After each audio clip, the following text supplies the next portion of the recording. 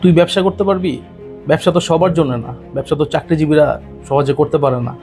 So এই টাইপের কথাবার্তা অনেক সময় আমরা আমাদের ফ্রেন্ড সার্কেল সারাউন্ডিংস অনেক জায়গা থেকেই শুনি, যে মানে কেউ যখন কোনো একটা বিজনেস রিলেটেড চিন্তা করে তখন অনেকে বলে যে চাকরিজীবীরা শুধু চিন্তাই করা যায়, এটার হচ্ছে প্র্যাকটিক্যালি ম্যানিফেস্টেশন দিয়ে হচ্ছে দাঁড়া করাতে পারে না। সো তার ওই চিন্তা থেকে হচ্ছে আমি এবং আমার একটা কলিগ, আমরা দুজন মিলে হচ্ছে চিন্তা করলাম যে আচ্ছা অ্যাকচুয়ালি কি চাকরি বাকরি করা অবস্থায় কিভাবে হচ্ছে ব্যবসা করা যায়, ওটা থেকে আসলে কতটুকু সাকসেস আনা যায়, ওই জিনিসটা হচ্ছে একটা টেস্টিং পারপাস হিসেবে একটা রান করে দেখা যেতে পারে। সো তারই ধারাবাহিকতায় আমি হচ্ছে আজকে একটা মাইক্রোফোন কিনলাম, মানে এটা হচ্ছে উলানজির A100, ভেরি চিপ।